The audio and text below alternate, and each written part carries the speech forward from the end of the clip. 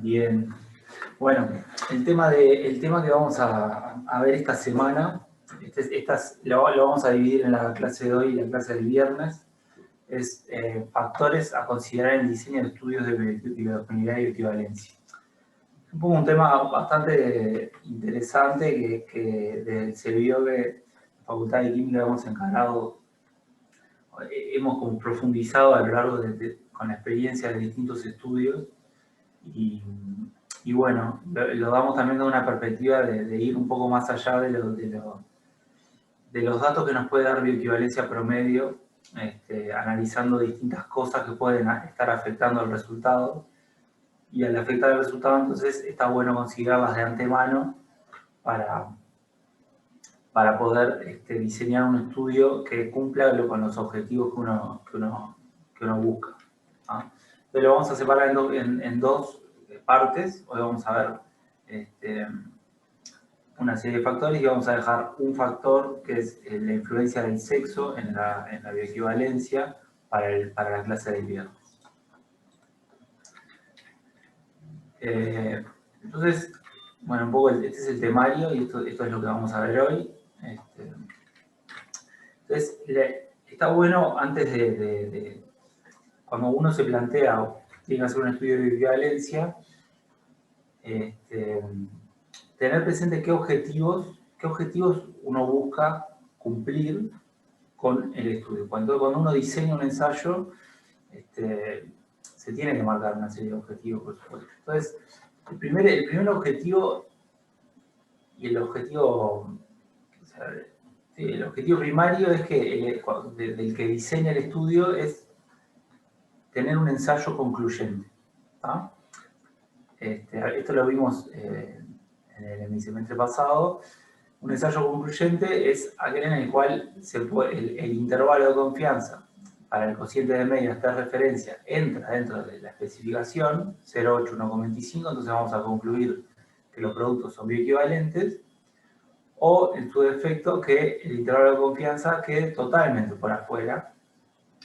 En ese caso se puede concluir que son bioinequivalentes, ¿sí? El problema es cuando el intervalo de confianza, el cociente de medias queda dentro de la especificación, pero el intervalo de confianza queda por afuera de la especificación, lo cual nos lleva a un escenario de un ensayo no concluyente que nos va a obligar a hacer repeticiones, probablemente agregando más sujetos, o bien hacer cambios a la formulación. Eso va a depender mucho de dónde se sitúe el cociente de medias de referencia, o sea, el estimador puntual, y de la amplitud del intervalo. Por ejemplo, si el cociente de medias de referencia se sitúa muy sobre sobre el límite superior o el inferior de la especificación, entonces lo más razonable va a ser recomendar al patrocinador, al laboratorio que produce el producto test, recomendarle la reformulación del producto. Ahora, si el cociente de test de referencia está, por ejemplo, en un intervalo razonable, o sea, el estimador puntual queda entre, por ejemplo, 0,9 y 1,1, o un poquito más, y tenemos una amplitud de intervalo que nos lleva a que no podamos concluir, bueno, en ese caso, ese es quizás el peor diseño para el que diseña el estudio, porque probablemente ahí lo que pasó fue que la varianza residual fue mayor a la que se predijo, y por lo tanto no pudimos concluir. Entonces, lo que hay que hacer ahí es rediseñar el estudio con más sujetos o cambiar algunas condiciones para reducir la varianza residual. Luego hay otros objetivos que también son muy importantes para lo que es el concepto de bioequivalencia promedio. Y uno de ellos es obtener conclusiones representativas. No hay que olvidarse que cuando hacemos un estudio de bioequivalencia, lo que buscamos es hacer un ensayo clínico, pero también hacer una inferencia. O sea, hacemos una inferencia respecto a dónde puede estar el cociente de medias test sobre referencia para métricas farmacocinéticas que miden la biodisponibilidad en la población, ¿sí? Entonces, en la población objetivo, en la población para la cual el medicamento va a estar indicado. ¿Ah? Entonces, no hay que olvidarse que cuando uno hace el estudio de equivalencia promedio, esto lo vimos también en el semestre pasado, uno evalúa respecto al cociente de medias geométricas. O sea, realiza la media del test sobre la media del producto de referencia. Pero puede haber variabilidad interindividual en el cociente del test sobre referencia. O sea, si bien el cociente de medias de referencia puede estar, por ejemplo, cercano a 1, podemos tener sujetos que presenten un cociente de referencia mayor a 1, como este que vemos acá, mientras que puede haber otros sujetos que presenten un cociente de referencia menor a 1, como el que vemos acá. ¿Sí? Este gráfico muestra, por ejemplo, esto si no me equivoco, es concentración máxima, medida para el producto de referencia y el producto test. Este tipo de gráficos nos permiten evaluar la variabilidad interindividual en el cociente de referencia. Si tenemos líneas que se cruzan mucho, ¿sí? Unas que bajan y otras que suben, entonces tenemos una alta variabilidad. Y esa variabilidad siempre va a impactar en la varianza residual. Esa variabilidad se conoce como interacción sujeto-formulación. O sea, es características de los sujetos que hacen que algunos tengan un cociente de referencia y otros tengan otro. ¿Está bien? Entonces, el problema es cuando, y lo vamos a ver bien el viernes, cuando evaluemos el impacto del sexo en bioequivalencia, pero eso no va a servir como ejemplo para ver qué puede pasar también en otros subgrupos, cuando dividimos a la población. Puede pasar que la interacción se dé por grupos. Por ejemplo, tengamos un grupo de personas que tiene un cociente de referencia por determinadas características fisiológicas que presenta, y otro grupo de personas tiene otro cociente de referencia. Entonces, cuando ocurre eso, corremos el riesgo de que las conclusiones del estudio no sean representativas, porque nosotros estamos concluyendo sobre el promedio y hay que siempre tener en cuenta que ese promedio podría no reflejarse en ningún paciente concreto. Entonces, esto hay que tenerlo en cuenta. Entonces, esto es importante y generalmente se tiene en cuenta cuando se hace el reclutamiento de voluntarios con las características de voluntarios que se reclutan.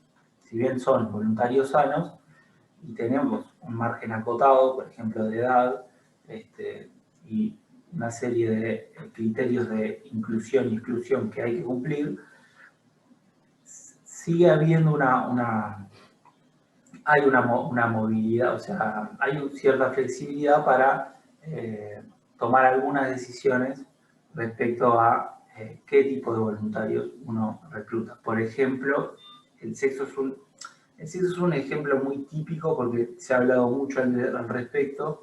Nosotros hemos investigado bastante al respecto. Y el sexo divide a la población en dos mitades. Entonces, es evidente que cuando un medicamento va a estar indicado tanto para hombres como para mujeres, realizar un ensayo clínico solo en hombres, por ejemplo, que es lo más común, históricamente lo más común, podría tener sus consecuencias negativas, ¿no? Ya que vamos a estar extrapolando los resultados de hombres a mujeres. Entonces, si esos resultados no son extrapolables, corremos el riesgo de extrapolar al grupo mujeres una conclusión que podría no darse. Entonces, ese es un ejemplo típico. Entonces, uno cuando recluta, dependiendo de la agencia, de la regulación en base a la cual diseñemos el estudio, hay distintos criterios. Por ejemplo, la FDA exige o pide, en realidad recomienda la FDA que la proporción de hombres y mujeres sea igual, mientras que la EMA considera que no es un factor a considerar y el ensayo puede ser perfectamente realizado solo en hombres. Pero bueno, es un tema que vamos a ver bien el viernes.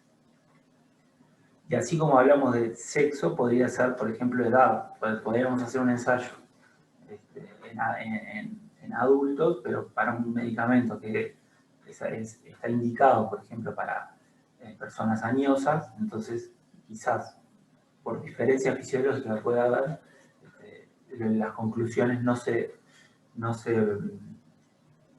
mantengan válidas en la población objetivo del medicamento. Entonces, son cosas que hay que tener en cuenta. Otro objetivo clave, en realidad es, bueno, está muy atado con la primera diapositiva que vimos, ¿sí? Es conservar el número de sujetos que inician el estudio. Está claro que el número de sujetos tiene un impacto en la amplitud del intervalo de confianza. ¿Está bien? Entonces, mientras más sujetos tengo, la amplitud del intervalo va a disminuir.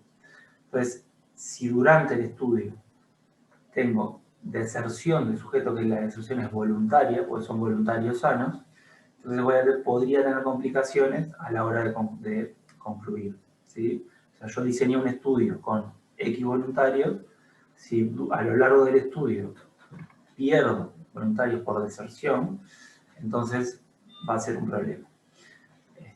Tanto para lo que puede ser la amplitud del intervalo, como lo que puede ser, por ejemplo, el efecto de secuencias, porque nosotros diseñamos un estudio compensado considerando la totalidad de los sujetos. Entonces, para conservar el número de sujetos es fundamental considerar el confort de los voluntarios sanos a lo largo del estudio, no es un tema menor, pensar en los detalles, en cómo van a ser las instalaciones, cómo va a ser el régimen de alimentación, la cantidad de muestras que voy a tomar, cómo las voy a espaciar esas muestras, consideraciones o sea, decisiones que voy a tener que tomar pensando también en el confort de los voluntarios sanos para asegurar de que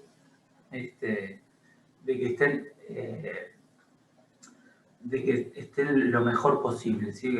que generemos las menores incomodidades e inconveniencias para los voluntarios que tienen que pasar por un ensayo clínico que puede no ser algo sencillo, ¿no? O poco invasivo. Ya de hecho tiene ciertas características invasivas el muestreo de sangre, la toma continua, no continua, ¿no? Pero la toma frecuente de muestras de sangre.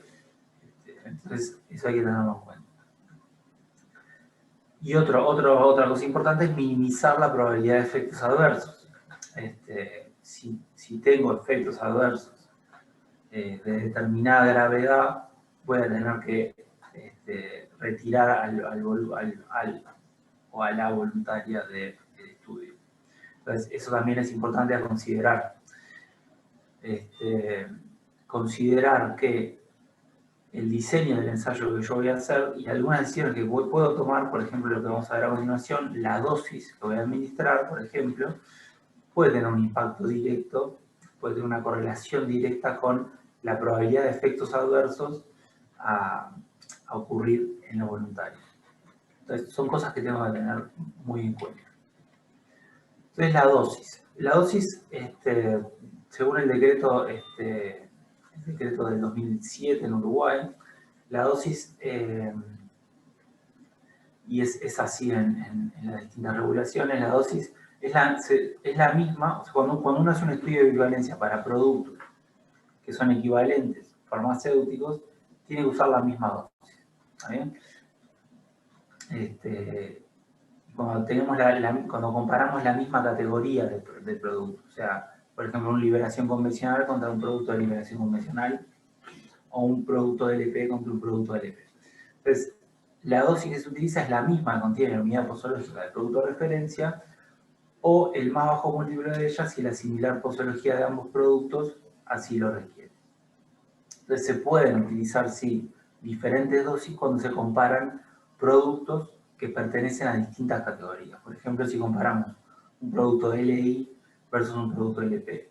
Por supuesto que cuando comparamos productos de distintas categorías no vamos a estar haciendo un ensayo de bioequivalencia, sino que vamos a estar haciendo un ensayo de biodisponibilidad.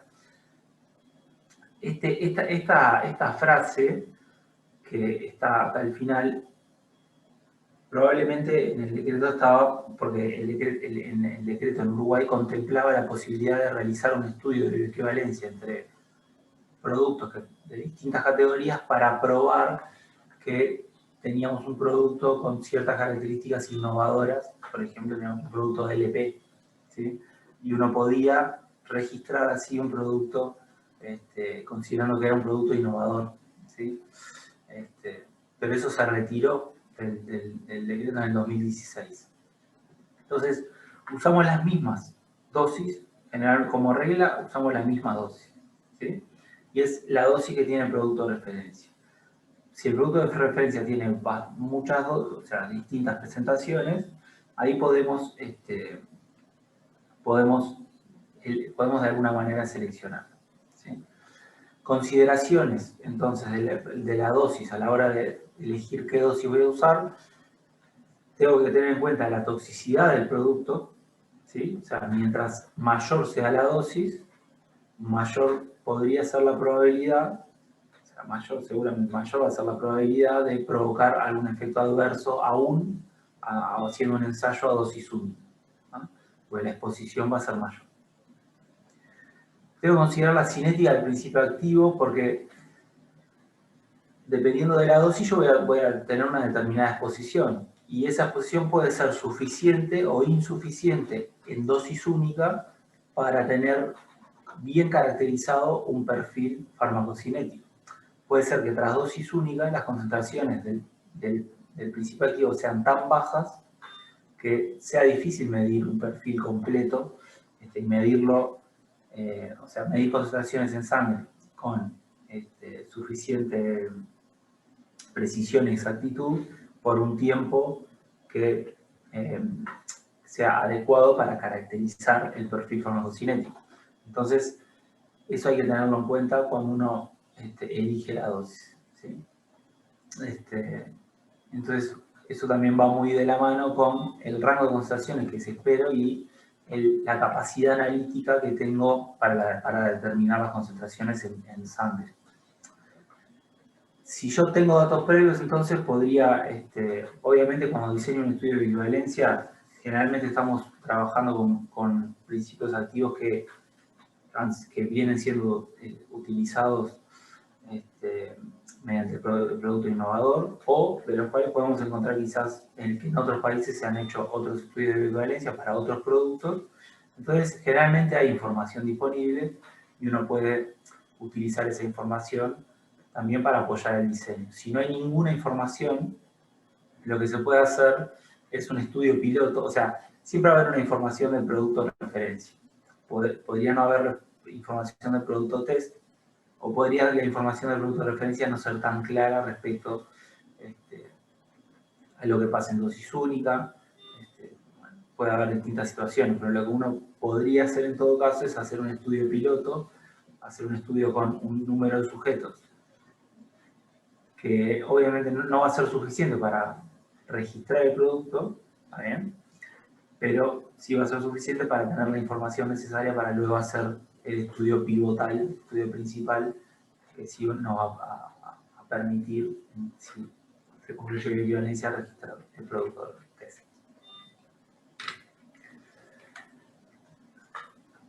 Otra consideración que hay que hacer es el cronograma de muestreo.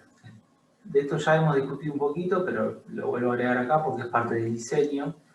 El cronograma de muestreo puede tener un impacto importante en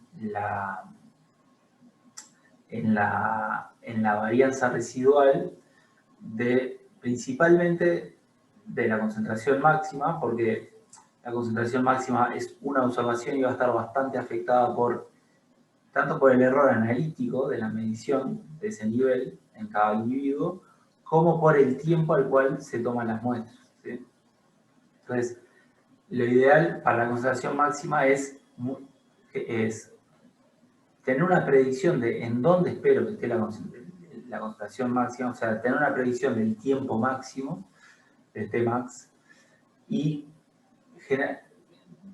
introducir en el programa de muestreo 4 o 6 muestras alrededor de ese Tmax esperado. ¿Está bien? Luego, sí, también 3 o 5 puntos durante la fase de eliminación para tener bien caracterizada la semivida, ¿sí? la constante de disposición lenta, porque si tengo que extrapolar para determinar el área bajo la curva de 0 a infinito, lo cual voy a tener que hacer, también voy a tener menor variabilidad si tengo bien determinada, bien caracterizada esa semivida de disposición lenta. En general se intenta tomar muestras hasta cubrir un 80% del área bajo la curva de 0 a infinito. ¿Por qué es esto? Porque si yo cubro el 80% del área bajo la curva de 0 a infinito, ¿sí? Muestreando, o sea, el área bajo la curva de 0 hasta el último tiempo muestreado, implica un 80% del área de 0 a infinito, obviamente cuantificada con la extrapolación, estimada con la extrapolación. Entonces, yo podría usar el área bajo la curva de 0 a t para concluir bioequivalencia. ¿Sí? Siempre y cuando tenga hasta el 80%, tenga más del 80%. La decisión del investigador de si uno, por ejemplo, quiere medir hasta las 96 horas, también lo puede hacer. Hay que considerar eso, que en la amplitud de hasta cuánto muestrear, o sea, siempre, obviamente, si uno piensa en caracterizar el perfil farmacocinético, va a querer muestrear hasta el mayor tiempo posible, pero también hay que tener en cuenta que 72 horas ya son 3 días, 96 horas son 4, y en general la internación de voluntarios sanos se realiza durante el primer día al segundo. Porque durante el primer día tenemos mayor frecuencia de muestreo, porque queremos medir bien la concentración máxima, esta parte del perfil, donde el perfil está cambiando, o sea, se está moviendo más. Cuando nosotros ya entramos en una fase monoexponencial, podemos medir más espaciadamente, ya que si tenemos realmente la fase monoexponencial, de caimiento monoexponencial, vamos a poder estimar las concentraciones que estén en el medio.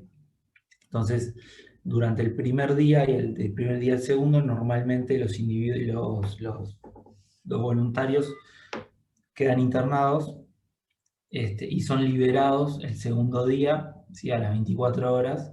Normalmente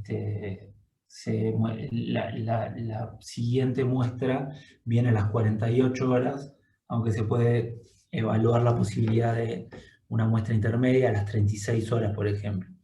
Pero hay que tener en cuenta que cada una de esas mediciones, de esas muestras, implica convocar a los voluntarios para que vuelvan a las instalaciones del centro de bioequivalencia para que se les saque colocarles la vía, bueno, en ese caso no va a ser vía, pero sacarles una muestra de sangre, que vuelvan a su casa. Entonces, eso también incide en lo que hablábamos un poco antes del confort del voluntario sano y qué tan complicado es para el voluntario sano realizar el ensayo. Siempre hay que recordar que el estudio de bioequivalencia, o sea, la característica del voluntario sano tiene y esto lo van a ver en una clase con Alejandro Boiret, que vamos a hablar de bioética y de la reglamentación que hay para el trabajo con seres humanos, pero cuando trabajamos con voluntarios sanos, ellos se pueden retirar del estudio en cualquier momento. Entonces hay que tener en cuenta estos temas, no son menores, porque uno puede empezar un estudio con un número de sujetos y terminar con otro, y eso es un problema. O sea, obviamente hay que considerarlo al inicio, ¿ah? O sea, tomar una mayor cantidad de sujetos que la que uno necesita o que estima como necesaria, pero también puede haber una deserción importante que nos complique las conclusiones del estudio. Bien. Bueno, entonces ahora vamos los factores que vimos hasta ahí son factores bastante que obviamente son son como más evidentes. Ahora vamos a pasar a otros factores que son un poco más finos, o sea, más sutiles, pero que nosotros creemos que hay que tener bastante en cuenta y que pueden alterar el resultado, y vamos a mostrar algunos ejemplos. Entonces, el primero es las condiciones de administración. Y dentro de las condiciones de administración vamos a poner dos condiciones principalmente. Una es si administramos el medicamento con o sin comida, o sea, los productos, ¿no? Si al momento de la administración de la dosis, los voluntarios están en ayunas o no, ¿sí? O le damos, previo a recibir la dosis, una ingesta protocolizada, ¿no? ¿Sí? Una cierta cantidad de alimento. O la otra es si la administración de la dosis se hace de día o se hace de noche, ¿sí? Entonces, esas dos características que hacen mucho a las condiciones de administración y que son cosas que luego durante la práctica clínica también se tienen en cuenta, muchas veces en los estudios de equivalencia se hacen por defecto. Entonces, por defecto, cuando se diseña un estudio de equivalencia, uno podría hacerlo sin pensar, hacerlo en ayunas y de día, ¿sabes? Porque eso es lo que más se realiza. Entonces, se realiza el estudio así, en ayunas y de día, perdón. O sea, la administración, ¿por qué de día? Porque es mucho más cómodo también para los voluntarios y también para el personal que trabaja en la fase clínica, ¿sí? Y el ayuno o una administración que se denomina postprandial, o sea, post ingesta de comida, bueno, ahí creo que es un poco más un tema de tradición, de cómo se vienen haciendo los estudios en general, y no tanto un tema de comodidad, ¿sí? Pero vamos a ver bien qué impacto puede tener cada uno de estos factores. Algo que habría que tener en cuenta cuando uno diseña el estudio es qué uso va a tener, o sea, qué indicación tiene el producto original de administración, ¿sí? Si el producto original viene en el prospecto, o sea, recordemos que el producto original ya se viene utilizando en el periodo de exclusividad. Si el producto original se viene utilizando con la recomendación de administración postprandial, entonces es razonable que eso lo tengamos en cuenta para el estudio y que el producto test también o sea, que administremos los dos productos con comida, ¿sí? Ahora, otra indicación posible es que el producto de referencia se administre en la noche. Entonces, eso también lo podríamos tener en cuenta. Pero es una consideración que seguro que se tiene menos en cuenta que la administración que el estado de ayuno, ¿sí? Pero bueno, el uso en la clínica, qué indicación va a tener un producto en la clínica es importante. Entonces, para entender estos dos factores, tenemos que hablar un poquito de la fisiología del tracto gastrointestinal, que es algo de que ya hemos hablado de hecho, en la primera semana de clase de este curso.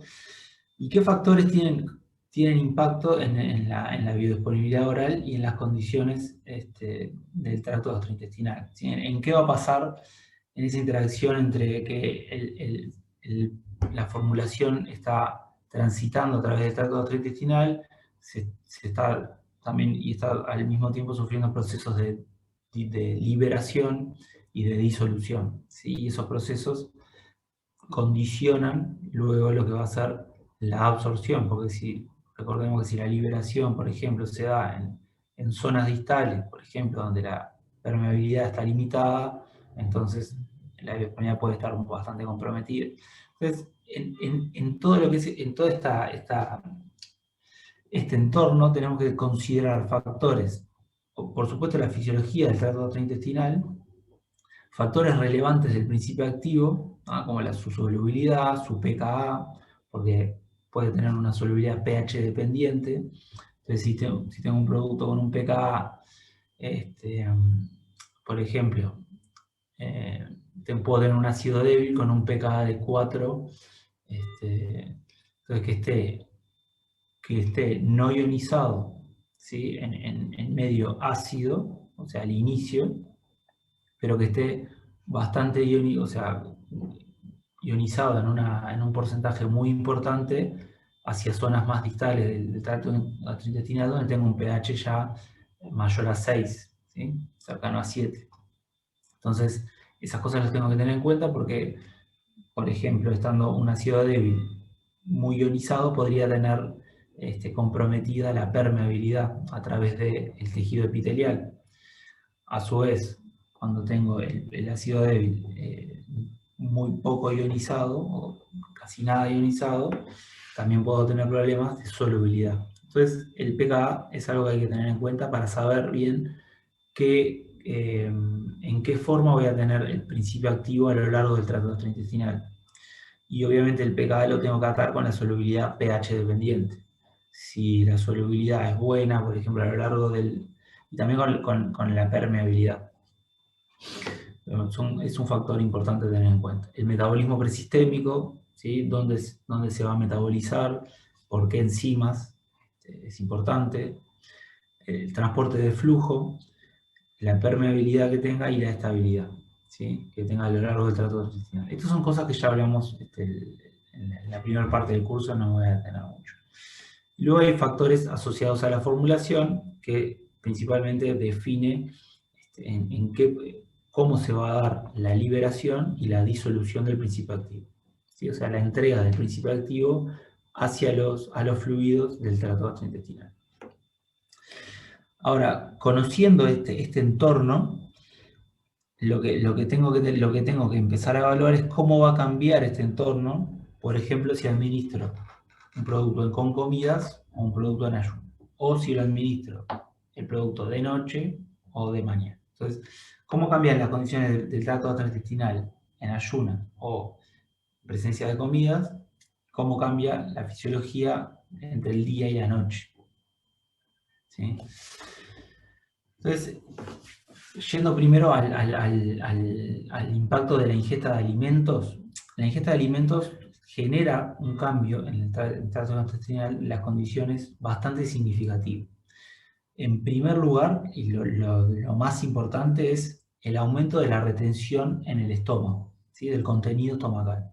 El estómago tiene el vaciado gástrico ocurre, tiene una cinética que para líquidos es de primer orden, o sea, si los líquidos obviamente si tengo mucho líquido en el estómago, va a demorar una cierta cantidad en pasar todo el contenido al duodeno, y esa cinética se puede generar, se vincula con un primer orden, pero cuando tengo sólidos, ya el vaciado gástrico es un poco más complejo porque el estómago contrae el píloro y retiene el contenido estomacal para dar lugar a los procesos digestivos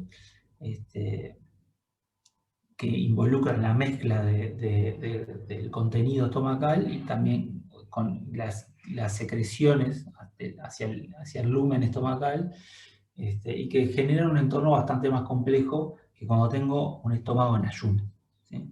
Y eso hay que tenerlo bien en cuenta. Entonces va a cambiar el tiempo de vaciado gástrico cuando administro comida, un sólido, el tiempo de vaciado gástrico va a verse bastante enlentecido y puede hacerse más errático. O sea, por ejemplo, puede hacerse más a través de pulsos.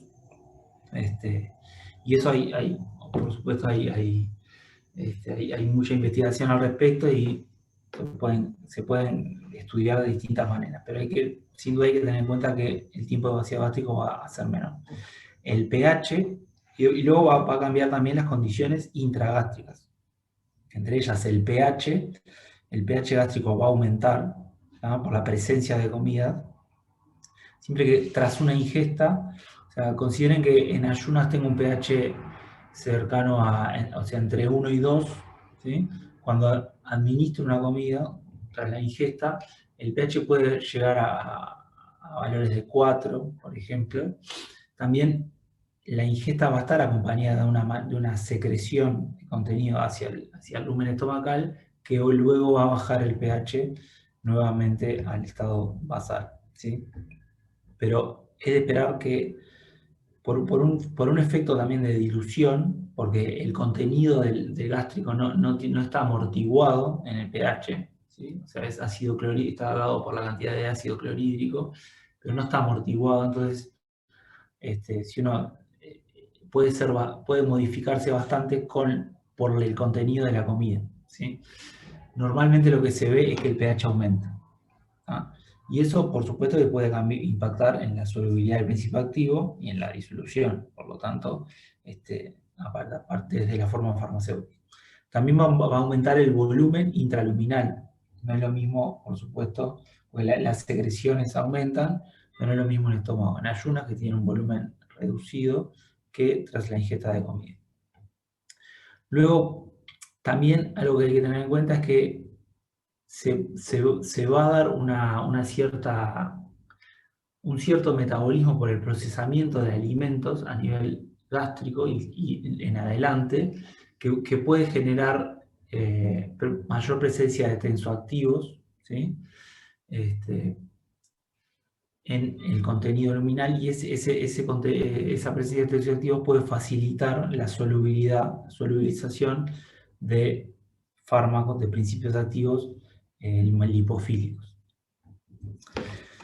Luego, pasando al duodeno, cuando tenemos una ingesta de alimentos, tenemos una estimulación de la secreción de sales biliares, que por supuesto aumentan la solubilidad de productos de compuestos lipofílicos, porque son compuestos tensoactivos, ¿sí?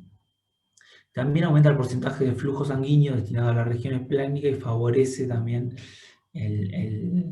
la absorción de principios activos, ¿sí? Y lo que puede ocurrir también con la presencia de alimentos es una inhibición de una interacción con transportadores, tanto de flujo como influjo. Entonces hay que tener en cuenta el contenido del alimento que se vaya a administrar, y hay que tener en cuenta que ese contenido podría llegar a interaccionar con el principio activo en lo que es el transporte activo, ¿sí? Entonces, esas interacciones hay que tenerlas bastante en cuenta. Entonces les voy a mostrar dos ejemplos y después vamos a ver un marco general para analizar estos casos. Este ejemplo es un estudio que se hizo entre dos formulaciones de distinta categoría, como les hablábamos hoy al principio, entre un producto de liberación prolongada, ¿ah? Que es el que está en color azul. En realidad es liberación modificada, porque es un producto bicapa, y un producto de liberación retardada, o sea, un producto con recubrimiento entérico, ¿sí? Gastroresistente, que es el que está en rojo. O sea, el producto rojo es un producto, es el producto de referencia, tiene un recubrimiento gastroresistente, pero luego de que pasa al duodeno, debería disolver en forma convencional, ¿sí? O sea, en forma inmediata. Sin embargo, el producto test, que es el azul, comienza a disolver inmediatamente, o sea, no tiene recubrimiento entérico, pero tiene una formulación bicapa que hace que tenga una cierta cantidad de la dosis se disuelve en forma inmediata y otra se entrega en forma más prolongada, más controlada.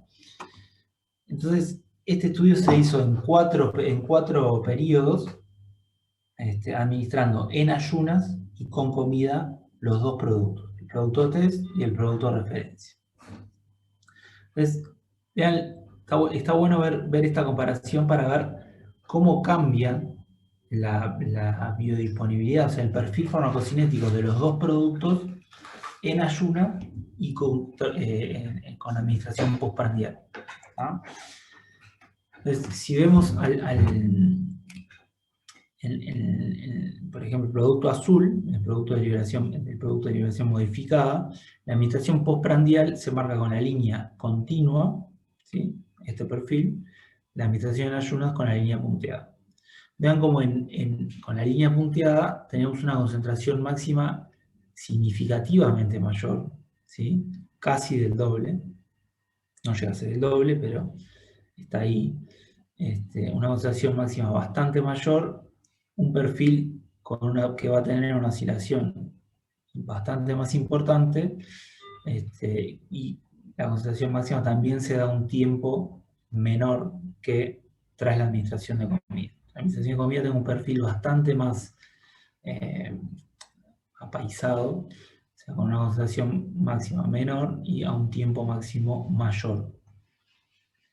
Sin embargo, para el producto referencia, ¿sí? Lo que más cambia es el tiempo máximo, el tiempo al cual se da la concentración máxima. ¿Sí? Sin embargo, la concentración máxima, si bien también cambia, no es tan significativo el impacto como para el producto de liberación modificado. Algo que hay que tener en cuenta acá es que el producto de liberación retardada, o sea, el producto resistente, tuvo en este estudio, que es un estudio que se hizo en el CBIOBE, tuvo un tiempo de latencia. Vean que hay un tiempo, unas cuantas horas, en las cuales no tenemos ninguna concentración de ketoprofeno, no medimos ninguna concentración de ketoprofeno en sangre. Y esto tiene su variabilidad, por supuesto, porque son perfiles medios. O sea, hubo variabilidad interindividual en el tiempo de latencia. Algunos sujetos comenzaron a mostrar concentraciones en sangre de ketoprofeno antes que otros. ¿Sí? Por eso estas barras de error se muestran ahí. Pero lo que se ve es que el impacto de la latencia es significativo. ¿Sí? Entonces hubo un tiempo de latencia importante que alteró un poco la medición de la concentración máxima para el producto referencia, para el producto de liberación retardada. Vean que, por ejemplo, tras la administración postprandial, tengo una concentración máxima esto es en promedio, ¿sí? O sea, es el perfil medio, cerca de las 8 horas. Esta concentración máxima, o sea, este Tmax medio tuvo una variabilidad importante entre los sujetos. Algunos sujetos tuvieron, por ejemplo, un tiempo de latencia de mayor a 12 horas, ¿sí? Presentando absorción de ketoprofeno bastante alejada, a tiempos alejados de la administración, ¿sí? O sea que el impacto de la comida puede ser muy importante en este caso, regulando el tiempo al cual se da la concentración máxima. Y no tanto la concentración máxima, porque si bien en este perfil medio o sea, da la sensación de que si bien no tienen la diferencia del producto test, son diferentes, numéricamente no fueron tan diferentes como se ven acá. ¿Sí? Entonces, lo que les muestro acá es, y esto es lo que dice acá, es una interacción comida-formulación. O sea, que la ingesta de comidas no está afectando de la misma manera al producto test que al producto referencia. Obviamente son productos diferentes, pero es algo que tengo que considerar cuando tengo productos diferentes, y esas diferencias pueden obviamente ser más sutiles que en este caso, que tengo diferencias de tecnología, diferencias importantes en cómo están concebidos los productos, pero puede ser que la comida no afecte de la misma manera a un producto que al otro. Y eso lo tengo que estudiar de antemano y lo tengo que predecir. Para diseñar correctamente un estudio de bioequivalencia. En este caso, por ejemplo, se podía haber incluido mayor cantidad de muestras a tiempos más alejados, o sea, tiempos mayores, por ejemplo, que las 6 horas. Vean que acá se mostró a las 6 horas, luego se mostró a las 8, 10, 12 horas. La Cmax, entonces, para el producto referencia tras la administración postprandial no estuvo tan bien caracterizada. Tengo muchos puntos, muchas muestras en zonas donde realmente no se estaba absorbiendo el producto.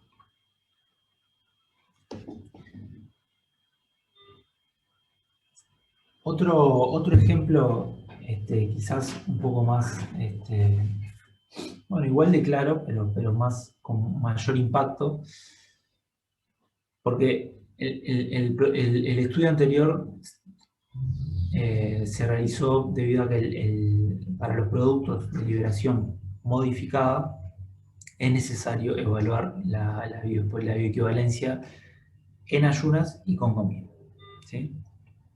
Porque hay que ver si la tecnología de liberación prolongada se ve modificada significativamente en presencia de comida. O sea, se reconoce que el tracto gastrointestinal tiene un cambio en el entorno significativo, entonces se quiere evaluar cómo ese cambio impacta a la tecnología de liberación prolongada. Ahora bien, pasando a otro ejemplo, y este es un ejemplo que es bien interesante porque es un estudio que hicimos, es el primer estudio que se hizo en el CBOE,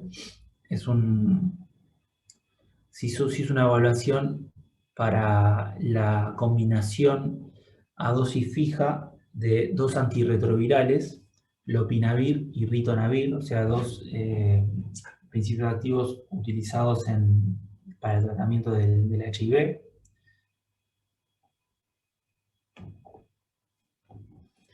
Que son inhibidores de proteasa, ¿está bien? Pero en donde el principio activo que se incluye, o sea, que se espera que tenga un efecto terapéutico es el lopinavir, ¿está bien? El ritonavir también es un inhibidor de proteasa, pero se incluye en una dosis subterapéutica para cumplir un efecto que se llama booster. Los dos productos los dos principios activos son sustratos de CYP3A4 y PGP. Y además son productos de baja solubilidad. Además, el ritonavir tiene una solubilidad pH dependiente, se disuelve mejor en medio ácido. La biodisponibilidad de ritonavir y de lopinavir por separado es bastante baja, o sea, tan baja que sería un problema administrarlos por separado. El primer inhibidor de proteasa que se empezó a utilizar fue ritonavir y se administraba solo, pero las dosis que se tenían que administrar para generar una exposición de eficacia a nivel sistémico provocaban importantes efectos adversos a nivel del tracto gastrointestinal, ¿sí? Entonces, luego apareció el lopinavir, que tiene más potencia por la proteasa, o sea, por más potencia en cuanto a la eficacia, ¿sí? Pero tiene menor afinidad por la CYP3A4 y por la PGP que el ritonavir. Entonces, si bien el lopinavir, si lo administro solo, tiene una biodisponibilidad baja también, cuando agrego el ritonavir en una dosis bastante menor, y en una dosis que no provocaría un efecto terapéutico, o sea, una dosis subterapéutica, el ritonavir lo que hace es sacrificarse de alguna manera, o sea, metabolizándose a nivel presistémico y interaccionando con el lopinavir, haciendo que el lopinavir no sea metabolizado ni transportado por la PGP, y por lo tanto su biodisponibilidad se vea significativamente aumentada. Entonces, esa es la lógica atrás de la combinación lopinavir-ritonavir. El ritonavir es un booster que se administra para aumentar la biodisponibilidad del lopinavir. Y esta combinación es de primera línea, es una combinación que se utiliza como primera línea de tratamiento antirretroviral. Entonces, cuando fuimos a diseñar este estudio de bioequivalencia entre una formulación de producción nacional y otra ahí la formulación de referencia, teníamos información respecto a una formulación similar, pero producida en otro país, o sea, era la misma formulación, pero producida en otro país, de un estudio de equivalencia que ya se había realizado, ¿sí? Pero se había realizado en otro país y en ese momento era una exigencia del ministerio que el estudio de equivalencia se debía realizar en Uruguay. ¿Está bien? Entonces, los datos que teníamos era de un estudio de equivalencia que había concluido que el producto test era bioequivalente, o sea, un producto test con la misma formulación era bioequivalente al producto de referencia, pero sin embargo habían utilizado 72 voluntarios sanos para poder concluir. O sea, habían tenido una variabilidad residual tan grande que habían realizado un estudio en fases, un estudio secuencial, agregando sujetos hasta completar 72 y allí pudieron concluir bioequivalencia. O sea, no habría una diferencia media entre producto test y referencia, sin embargo, la varianza residual fue bastante alta. ¿Sí? Cuando vamos a los números de coeficiente de variación, por ejemplo, para el lopinavir, el área bajo la curva es de 30%, tiene un coeficiente coeficiente de variación para la varianza residual de 30%, que es bastante, o sea, es alto. Y a partir de 30% ya consideramos que son principios activos de alta variabilidad. Una variabilidad en la Cmax del 20% y el ritonavir valores de varianza residual parecidos para UC y para Cmax. En los dos casos se concluyó bioequivalencia, o sea, el cociente, el intervalo de confianza 90% para el cociente de medias de referencia estuvo dentro de la especificación. Vean que aunque ritonavir se incluye en dosis subterapéuticas, es necesario, como es un principio activo, es necesario también para ritonavir evaluar la bioequivalencia. Esto era un problema para nosotros porque 72 sujetos es un número muy grande para hacer un ensayo clínico. Imagínense que el mínimo de voluntarios que exige el Ministerio de Salud Pública es 12, ¿sí? Por el decreto 2007.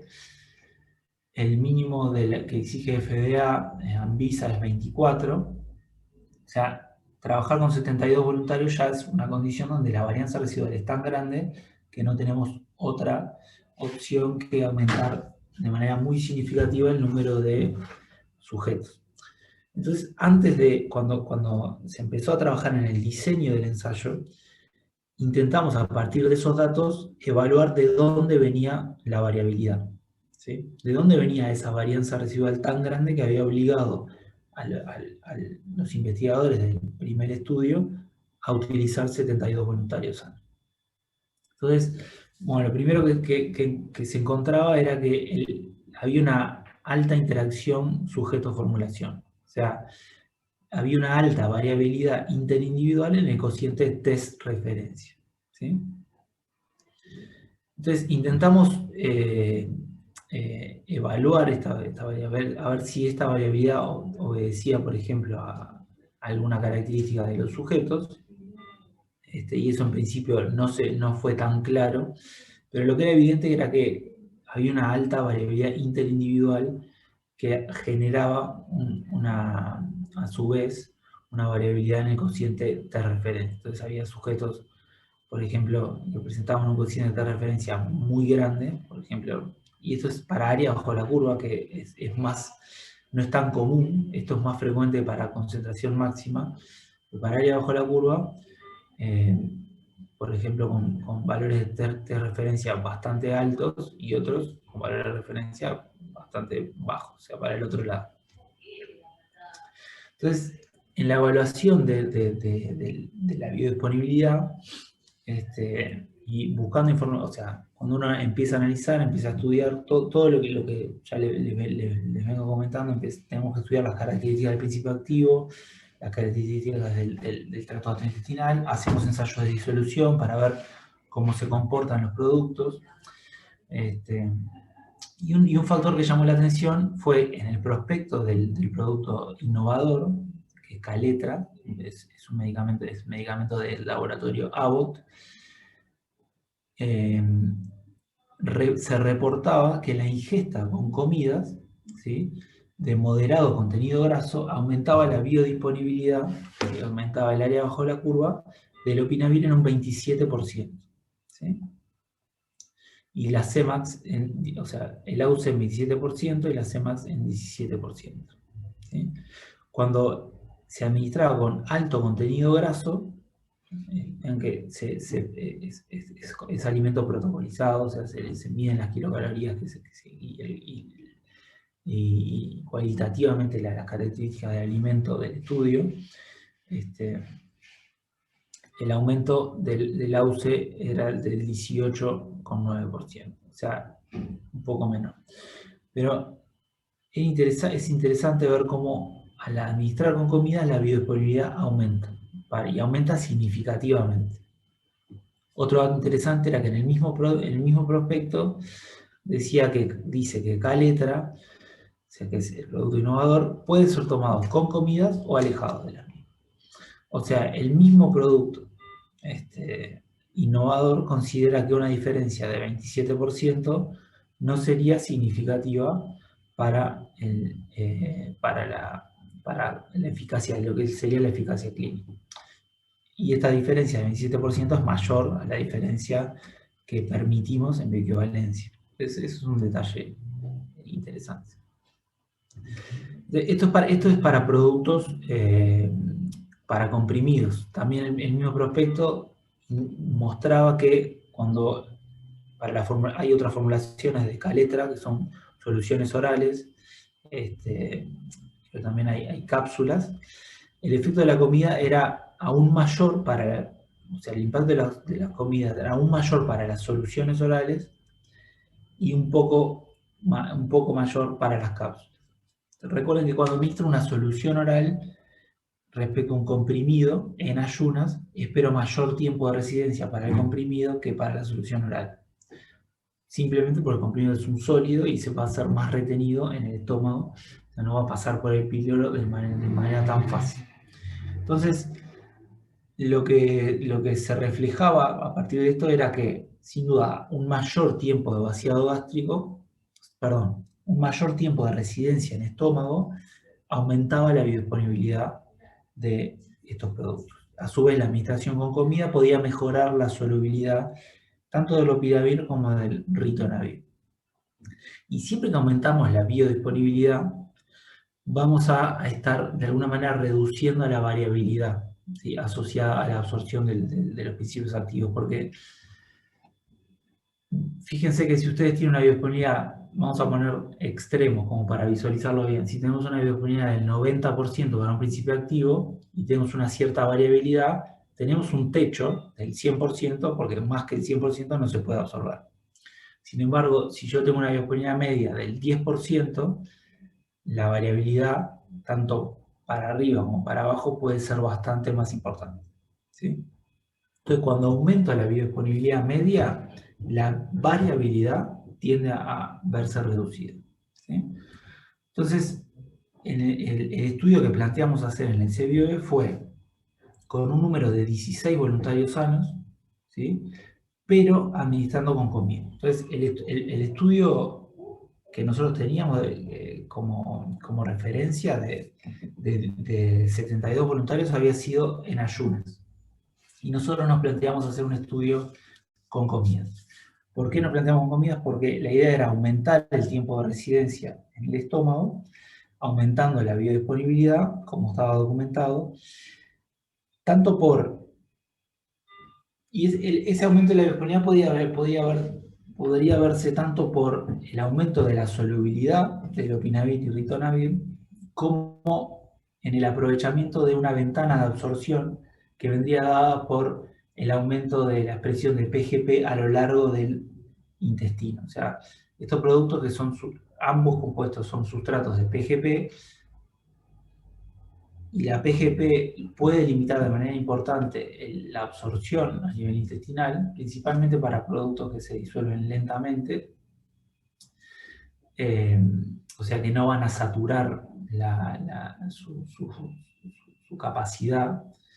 La PGP va aumentando en expresión a lo largo del tracto gastrointestinal. Entonces, ocurre para productos que son sustratos y que tienen una solubilidad baja, que se genera una ventana de absorción, o sea, un segmento del intestino en donde la absorción está favorecida y luego del cual la absorción se ve bastante comprometida.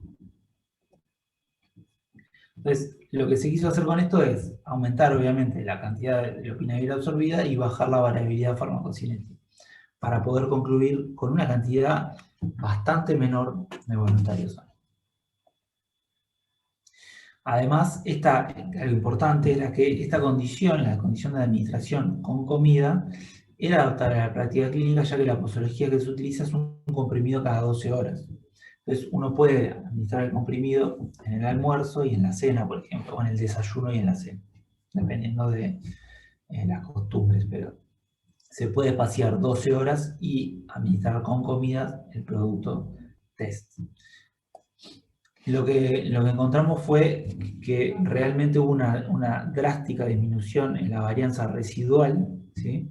Con varianza residual del área bajo la curva de 6%, ¿sí? Para lopinavir, cerca de 9% para ritonavir, y también eso para área bajo la curva, para la concentración máxima también bajó bastante la varianza residual, y pudimos concluir sin problemas bioequivalencia para el producto test, ¿sí? Tanto considerando lopinavir como ritonavir.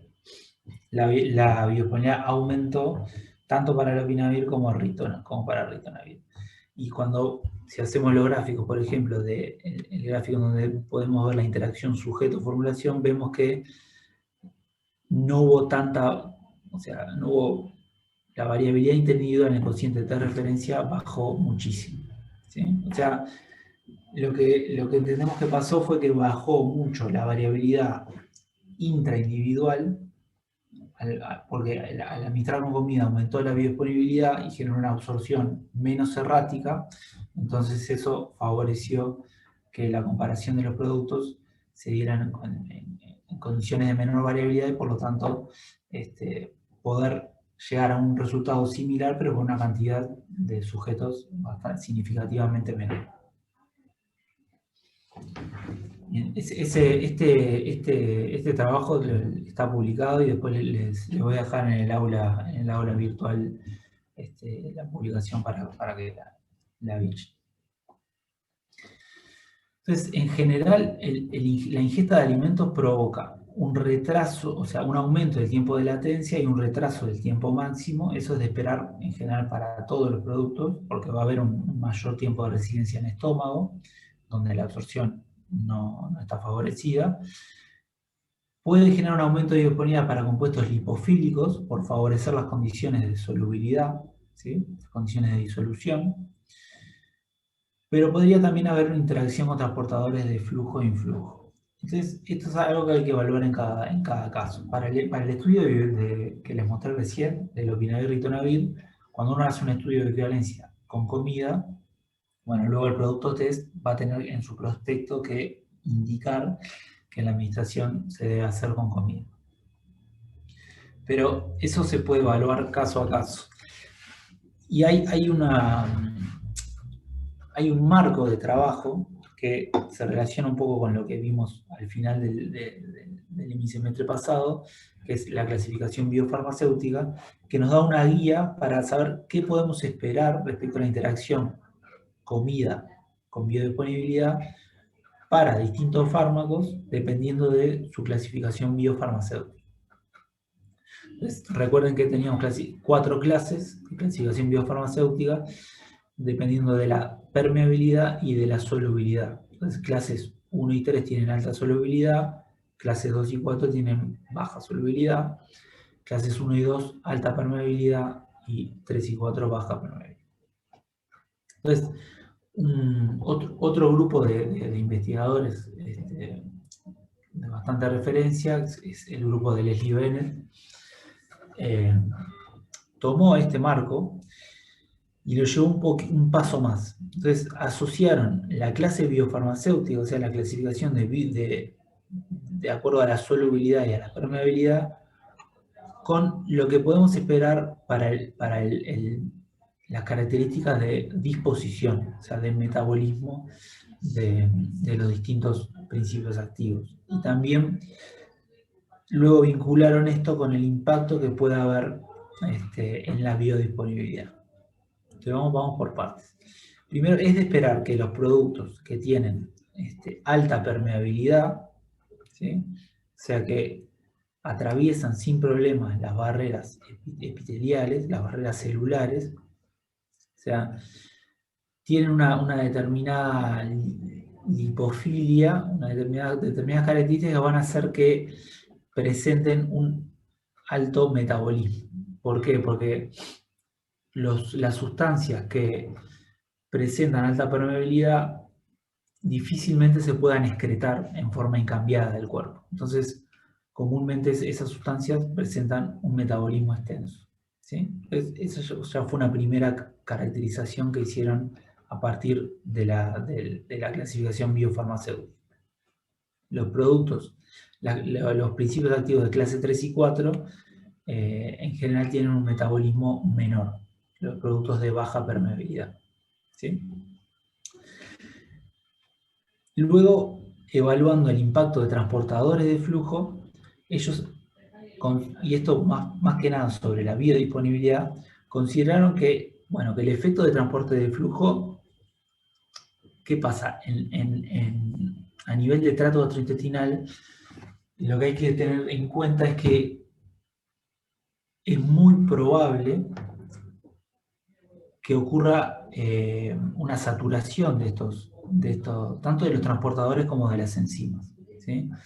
¿Por qué es altamente probable? Porque es la única instancia donde toda la dosis que administro está disponible para disolverse, para generar concentraciones altísimas de principio activo en los fluidos que bañan las paredes del intestino. O sea, entonces las concentraciones que podrían estar ingresando a los enterocitos pueden ser mucho más altas que luego las concentraciones a las cuales se vean expuestos, por ejemplo, las enzimas en los hepatocitos, porque luego ahí voy a tener el efecto de la dilución de las concentraciones de principio activo en todo el cuerpo, ¿sí? Por la distribución.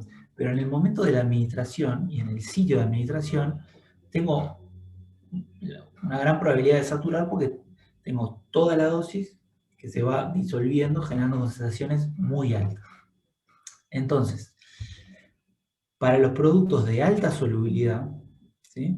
Cuando tengo principalmente clase 1, que tiene alta solubilidad y alta permeabilidad, se espera que el efecto del transporte de flujo sea mínimo. O sea, que no tenga realmente un impacto el transporte de flujo en la biodisponibilidad. ¿Por qué? Porque se va a disolver rápido y además va a permear rápido, por lo tanto es altamente probable que se sature cualquier transportador al cual sea sustrato el principio activo y que no haya ningún impacto de esos transportadores en la biodisponibilidad. Sin embargo, los productos de clase 2 que tienen baja solubilidad y alta permeabilidad, se puede esperar sí, un alto impacto de transportadores de flujo. Y esto es lo que ocurre, por ejemplo, para el opinavir ritonavir, que son productos de clase 2, porque tienen baja solubilidad. O sea, se van a disolver lentamente, generando concentraciones menores que podrían no saturar la capacidad del transporte de flujo y también de las enzimas, por lo tanto haciendo que el transporte de flujo tenga un impacto significativo. Y lo atamos con el fenómeno de ventana de absorción que les comentaba hace unos instantes, ¿sí? Entonces hay que tener eso en cuenta como marco de trabajo. Los principios activos de clases 3 y 4 son más difíciles de predecir porque tienen biodisponibilidad más errática. Los productos de clase 3 que tienen alta solubilidad pero baja permeabilidad, muchos de ellos depende su absorción de transportadores de influjo y podría haber un alto impacto y también interacciones con comida en esos transportadores. y los los principios activos de clase 4 son más difíciles de evaluar, porque son más variables su biodisponibilidad, porque tienen baja solubilidad y baja permeabilidad. Entonces, en ese caso, ellos dicen que el efecto se debe evaluar caso a caso. Esta me la voy a saltear porque un poco ya la comenté. Y además, ya estamos medio tarde. Entonces, respecto al efecto de las comidas para estas clases de principios activos, se espera, por ejemplo, que para clase 1 la biodisponibilidad no cambie con la administración de comida, pero sí aumente el tiempo en el cual ocurre la concentración máxima, simplemente por que el vaciado gástrico se va a ver enlentecido tras la ingesta de comida. O sea, y puede aumentar, por supuesto, un tiempo de latencia, pero no va a haber un impacto significativo en la biodisponibilidad. Para para principios activos de clase 2, sí es de esperar que la administración de comida aumente la biodisponibilidad, ¿sí? Tanto por puede ser favorecer la solubilidad de estos productos, de estos principios activos, perdón, como por aprovechar las ventanas de absorción que pueden existir, ¿sí? En los primeros segmentos del intestino. Y el tiempo máximo es variable, podría quedar igual, podría aumentar o podría disminuir. Porque como va a aumentar la biodisponibilidad, la concentración máxima también va a aumentar, y entonces se puede dar a tiempos diferentes o al mismo tiempo. Eso es variable en este caso. Y para esto, principalmente para estos principios activos, uno puede tener una predicción más confiable. Para principios activos de clase 3 y 4 ya las predicciones se vuelven un tanto variables. Vean que la biodisponibilidad puede bajar, puede quedarse o puede aumentar. Lo que aparece primero es lo más probable, lo que se podría esperar con mayor probabilidad. Para principios activos de clase 3, la biodisponibilidad podría disminuir con ingesta de comida. Y acá hay que tener especial cuidado en la interacción que pueda haber por el transporte activo de influjo, ¿no? Pero hay que tener en cuenta que hay una gran cantidad de principios activos, ¿no? Y esto lo vimos la vez pasada, que pertenecen a las clases 1 y 2. Entonces, tener este marco puede ser bastante útil como guía, ¿no? La otra condición de administración que hay que tener en cuenta es la hora a la cual administramos, que puede ser de día o de noche. Normalmente los principios activos se administran por el día.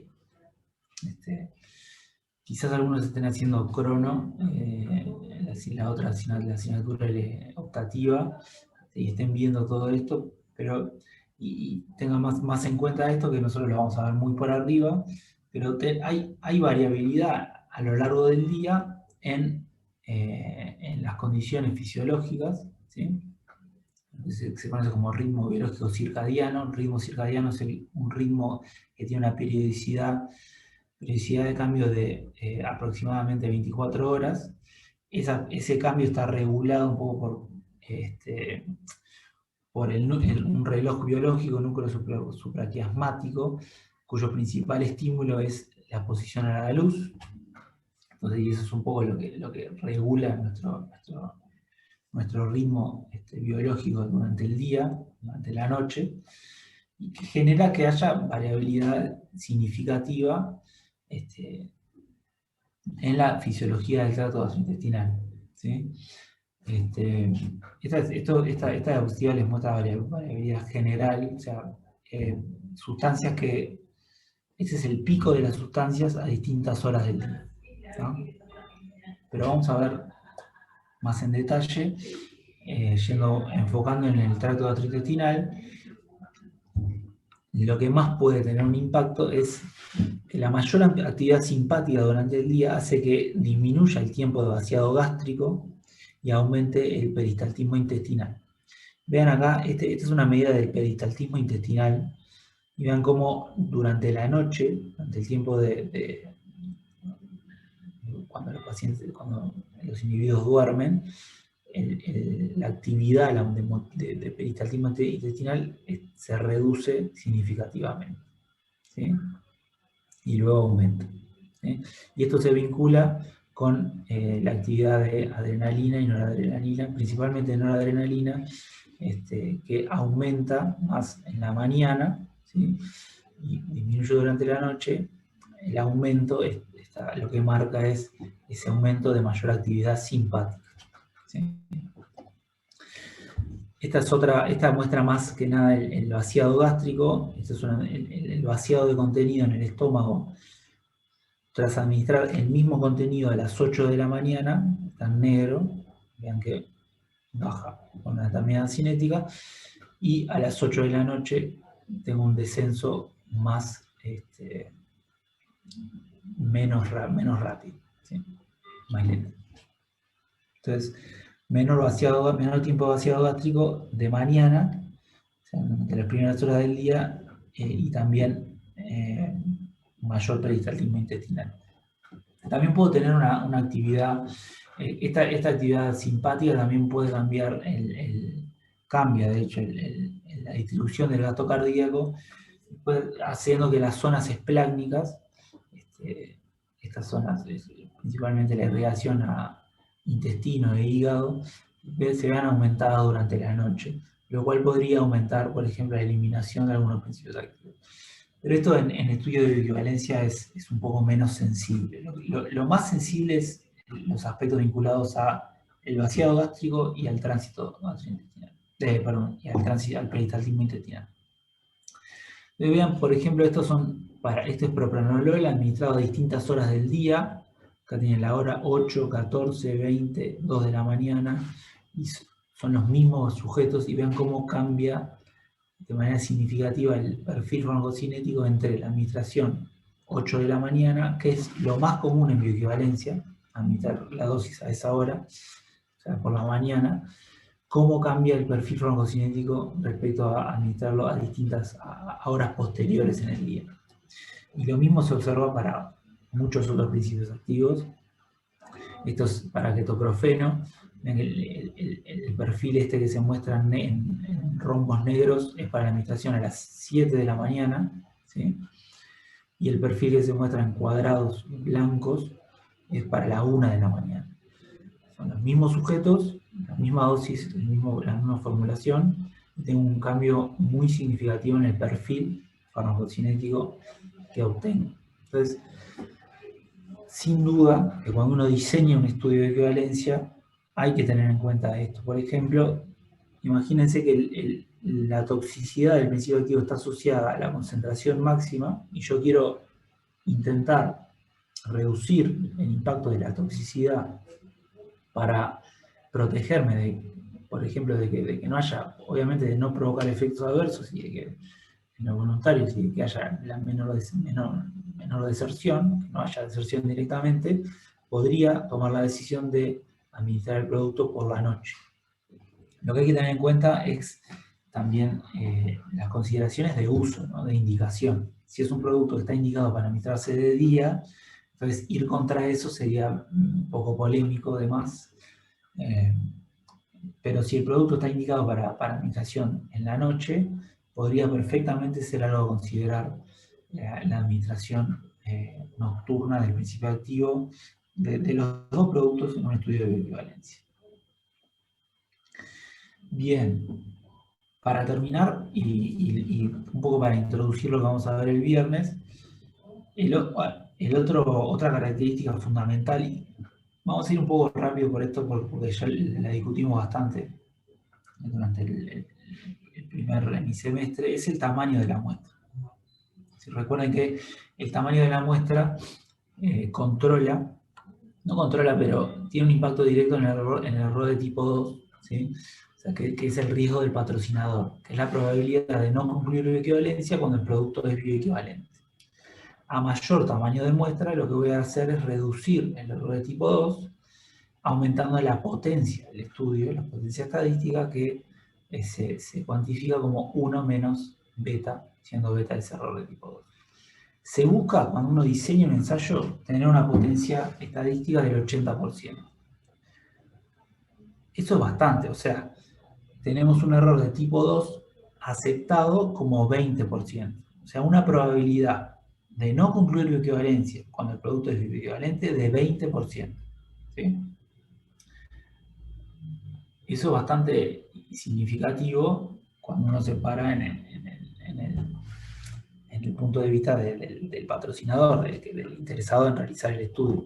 Pero bueno, son cosas, o sea, obviamente eso es un aspecto estadístico, pero también hay otros aspectos que pueden aumentar la probabilidad, como, por ejemplo, tener bien caracterizado el producto, por ejemplo, en medios de disolución biorrelevantes, por ejemplo, bajar la variabilidad, la varianza residual, también son cosas que impactan en el error tipo 2, obviamente, pero también intentar de que el cociente de referencia esté lo más cercano a 1 posible. El tamaño de la muestra es un poco, ya vimos, pero lo vimos quizás un poco por arriba. ¿Cómo se define el tamaño de la muestra? Siempre cuando uno presenta un estudio de bioequivalencia, presenta el protocolo, tiene que justificar el número de sujetos que va a reclutar, por aspectos éticos principalmente, porque no sería ético ni reclutar muchos sujetos, ni reclutar muy pocos. Si reclutamos muy pocos, tenemos la mayor probabilidad de no concluir y por lo tanto tener que repetir el estudio. Entonces, hay tablas que se pueden encontrar que nos cuantifican la potencia estadística dado un determinado coeficiente de varianza residual y dado un determinado, por supuesto, predicción del cociente de referencia. Obviamente la potencia del estudio no va a ser la misma si el cociente esperado está en 1 que si el cociente esperado está en 1,1, porque la probabilidad de salirme de la especificación va a ser mayor en este caso. Entonces, con estas tablas uno puede evaluar, por ejemplo, si tengo un coeficiente de variación de 20%, que es bastante, y puedo asumir una determinada diferencia en las medias de los productos, y esta diferencia la podría estimar a partir de ensayos de disolución, a partir de información previa, o incluso para proteger, para considerar un riesgo suficiente, se estila en general usar 1,05 o 1,1. Si tengo un 1,05, logro por ejemplo, con 16 voluntarios no estaría logrando una potencia estadística del 80%. Tendría que utilizar 24 sujetos para tener una potencia estadística del 90%. ¿Sí?